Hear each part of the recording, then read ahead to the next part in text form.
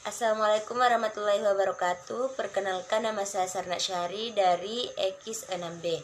Di sini saya akan memaparkan mengenai 6 tema yang akan saya bahas. Yang dimana tema pertama yaitu ekspor impor, dumping, proteksi, dan termasuk tarif. Kebijakan ekonomi internasional adalah keseluruhan tindakan pemerintah suatu negara yang bertujuan untuk meningkatkan laju pertumbuhan ekonomi, meningkatkan pendapatan negaranya dengan melalui kegiatan yang mendorong ekspor dan mengatur atau mengendalikan impor. Baiklah, yang pertama saya akan menjelaskan kebijakan ekspor-impor. Yang pertama, kebijakan ekspor dalam perdagangan internasional. Di antaranya yaitu diskriminasi harga. Diskriminasi harga adalah suatu tindakan dalam penetapan harga barang yang berbeda untuk suatu negara dengan negara lain. Yang kedua yaitu pemberian premi atau subsidi, yaitu kebijakan pemerintah untuk memajukan ekspor adalah dengan memberi premi kepada badan usaha yang melakukan ekspor. Yang ketiga yaitu politik dagang bebas, merupakan suatu kebijakan di mana masing-masing pemerintah memberi kebebasan dalam ekspor dan impor. Yang keempat yaitu larangan ekspor, merupakan kebijakan atas suatu negara untuk melarang ekspor barang-barang tertentu ke luar negeri. Selanjutnya yang kedua yaitu kebijakan impor dalam perdagangan internasional. Yang pertama, pengenaan biaya masuk atau tarif merupakan kebijakan pembebanan pajak atau pengendalian devisa. Dalam pengendalian devisa, jumlah devisa yang disediakan untuk membayar barang-barang impor didata dan dibatasi sehingga importir mau tidak mau juga membatasi jumlah impor yang akan dibeli. Yang keempat, kebijakan substitusi impor. Kebijakan mengadakan substitusi impor ditujukan untuk mengurangi ketergantungan terhadap luar negeri dengan mendorong produsen luar negeri agar dapat membuat sendiri barang-barang yang diimpor dalam negeri. Yang kelima yaitu devaluasi. Kebijakan devaluasi merupakan kebijakan pemerintah untuk menurunkan mata uang dalam negeri terhadap mata uang asing dan dengan sengaja. Selanjutnya, saya akan menjelaskan mengenai kebijakan dumping. Kebijakan dumping adalah kebijakan yang diambil oleh pemerintah dengan menetapkan barang ekspor harga barang di luar negeri lebih murah daripada harga dalam negeri. Cara ini hanya dilakukan bila pasar dalam negeri dikehendaki atau dikontrol oleh pemerintah.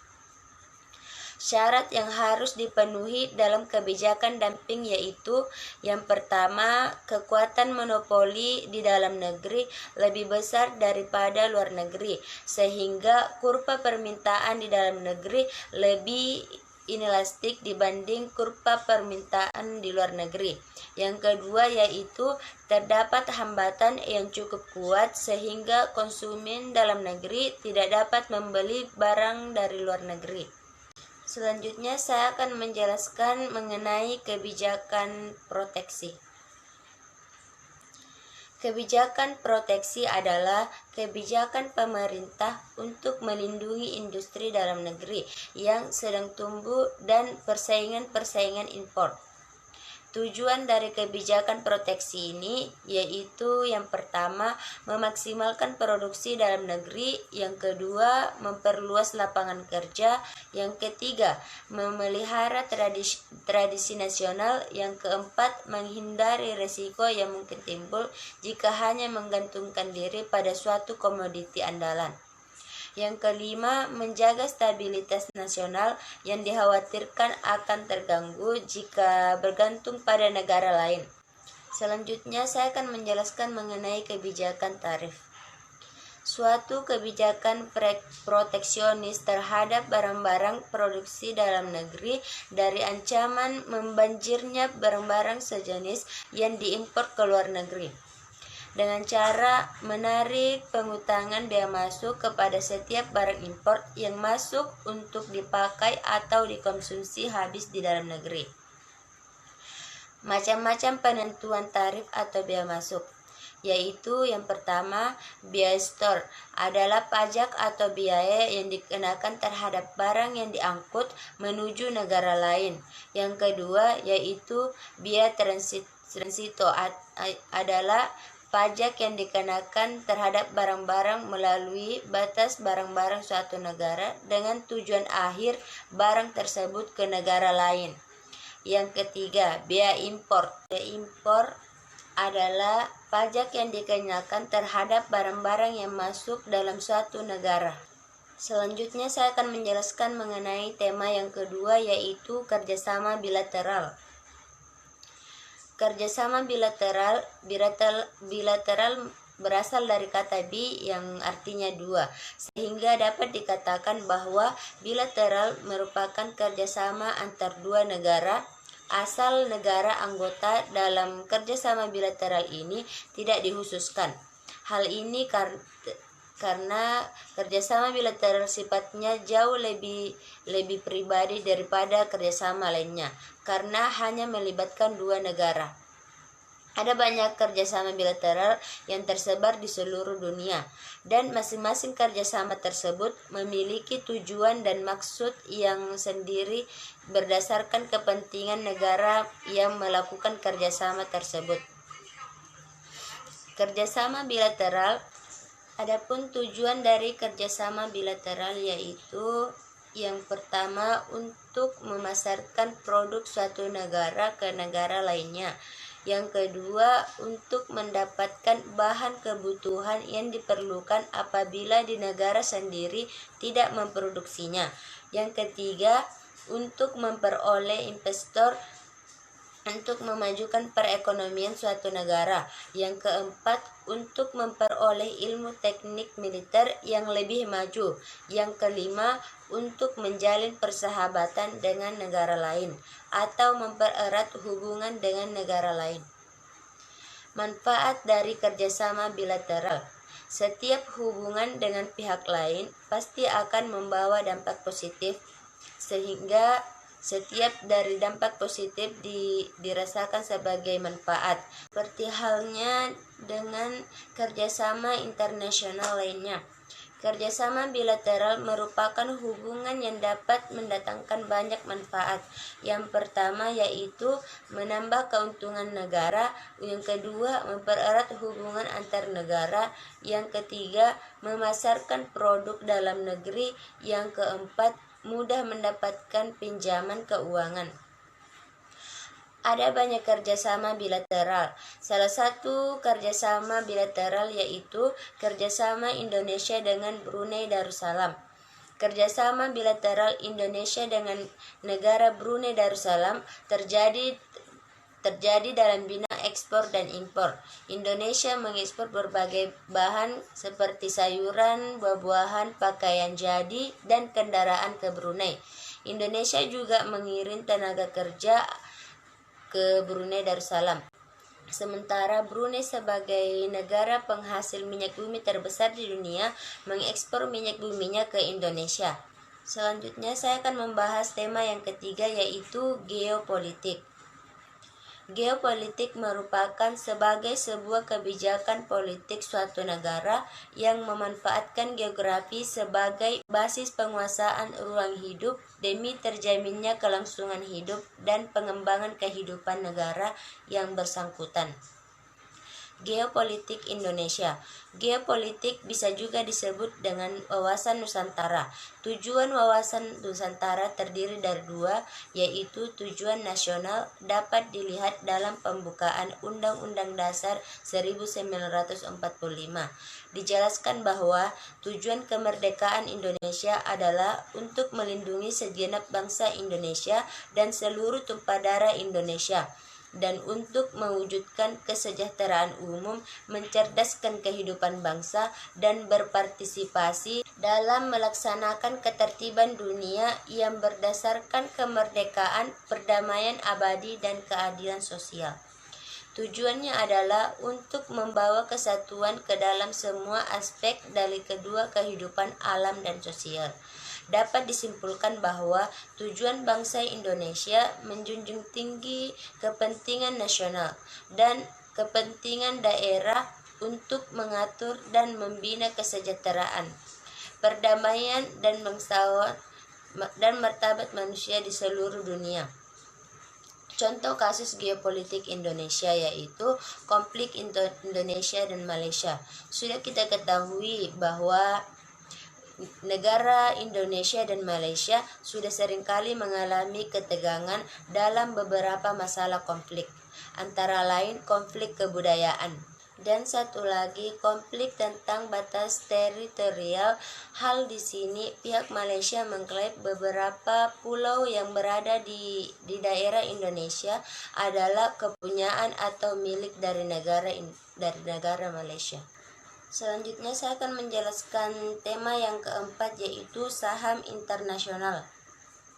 Saham adalah suatu nilai atau pembukuan dalam berbagai instrumen finansial yang mengacu pada bagian kepemilikan sebuah perusahaan.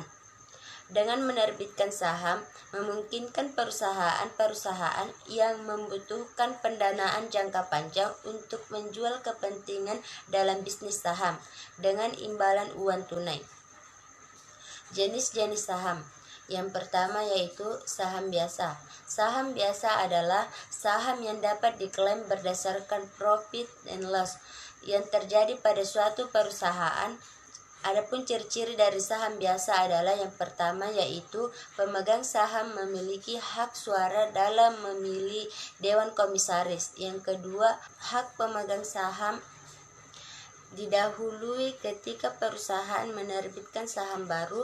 Yang ketiga, pemegang saham memiliki tanggung jawab terbatas, yaitu sebesar saham yang dimiliki.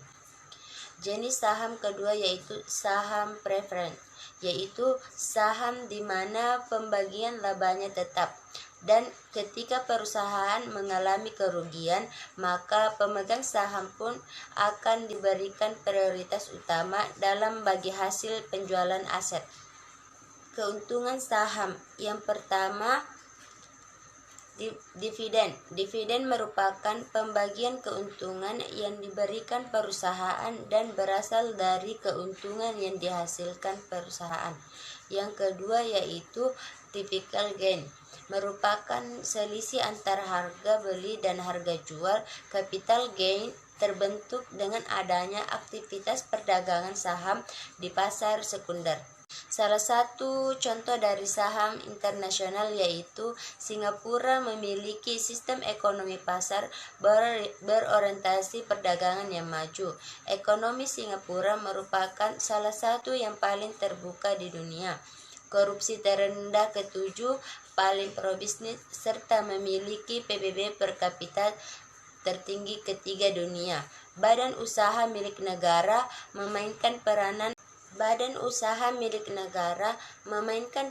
yang penting dalam ekonomi negara yang memiliki beberapa perusahaan seperti Temasek Holding yang memegang saham mayoritas di beberapa perusahaan besar negara seperti negara Singapura dan Airlines. Selanjutnya saya akan menjelaskan mengenai tema yang kelima yaitu IMF, World Bank, OPEC, APEC, Uni Eropa dan ASEAN.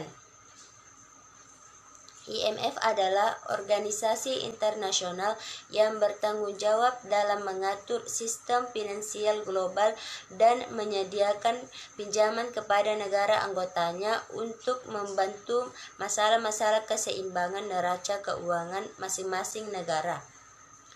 IMF memiliki 3 fungsi yang berperan dalam pencapaian tujuan. Adapun fungsi pertama yaitu pemantauan yang diartikan sebagai tanggung jawab mengawasi sistem keuangan internasional dan mengawasi kepatuhan setiap negara anggota dalam memenuhi kewajibannya untuk mengimplementasikan kebijakan-kebijakan yang kondusif bagi pertumbuhan yang terpadu seperti stabilitas harga, membantu memajukan pengaturan pertukaran yang stabil, stabil dan menghindari manipulasi nilai tukar, serta memberikan data perekonomian kepada IMF sehingga dapat memantau kondisi ekonomi dan keuangan di seluruh dunia, serta memeriksa apakah kebijakan di negara anggota terbukti benar menurut sudut pandang internasional maupun nasional. Fungsi kedua yaitu peminjaman, yang diartikan sebagai institusi yang memberikan pinjaman kepada negara-negara yang mengalami kesulitan dengan negara pembayarannya. Fungsi ketiga yaitu bantuan teknis dan pelatihan. Fungsi ketiga ini membuat IMF membantu negara-negara anggotanya dalam memberikan saran untuk mengembangkan institusi pembuatan kebijakan dan instrumen kebijakan ekonomi yang kuat. Perbedaan IMF dan World Bank. Bank Dunia dan IMF didirikan pada tahun 1944 di konferensi Bretton Woods. Tujuannya menempatkan ekonomi Bank Dunia. Bank Dunia dan IMF keduanya bekerja sama dengan erat, memiliki struktur kepemimpinan dan hubungan serupa dengan PBB. Kantor pusatnya di Washington DC, Amerika Serikat. Kedua lembaga tersebut bekerja sama di berbagai tingkat dan membentuk negara-negara anggota dan bekerja sama mengurangi beban utang luar negeri dari negara-negara miskin yang paling berutang. Di bawah inisiatif negara miskin utang berat dan inisiatif utang multilateral. OPEC merupakan organisasi internasional yang terdiri dari negara-negara pengekspor minyak.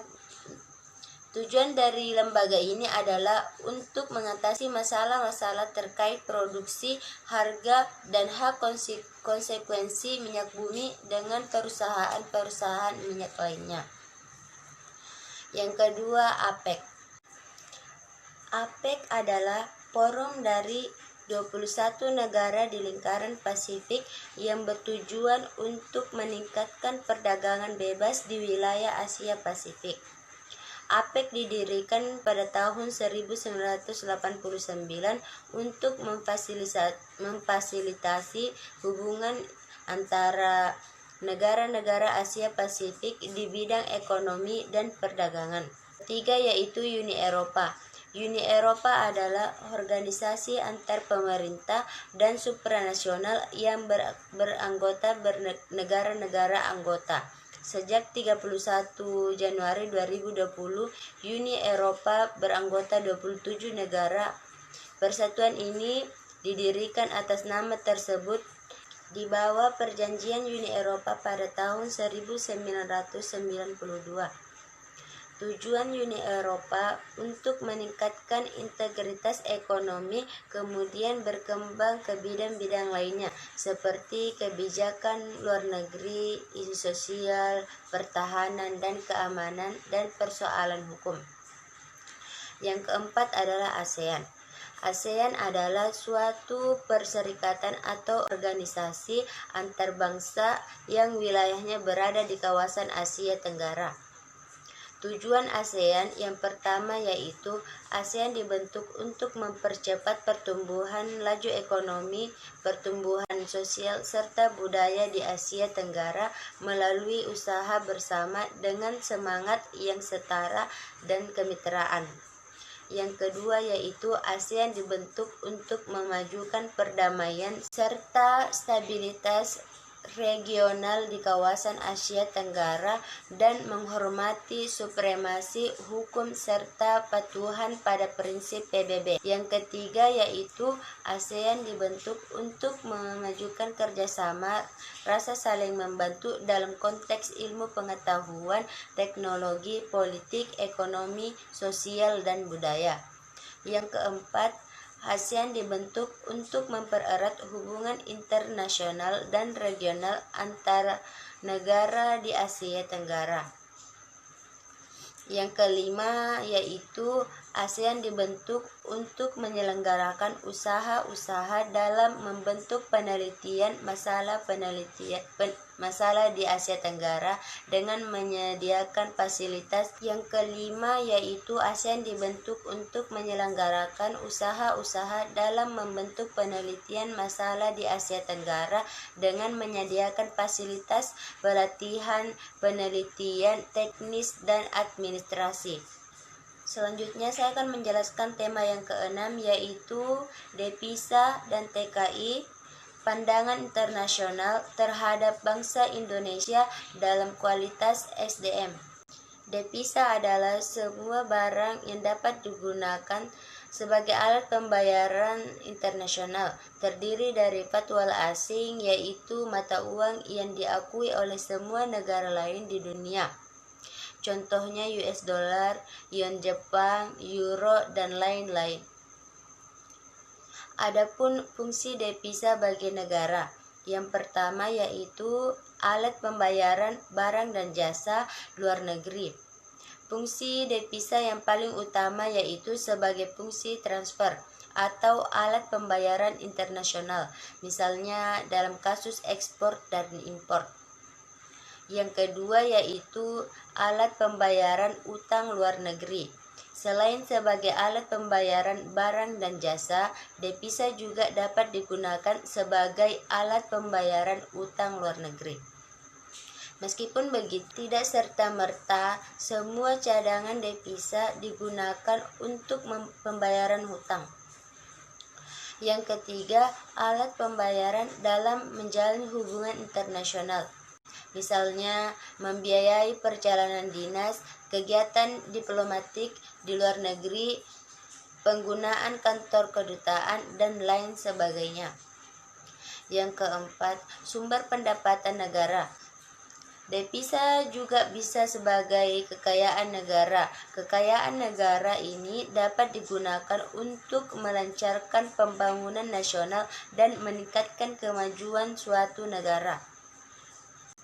TKI adalah setiap negara warga Indonesia yang bekerja di luar negeri dalam jangka waktu tertentu berdasarkan perjanjian kerja antara tenaga kerja Indonesia dengan perusahaan industri yang ada di luar negeri dengan menerima upah.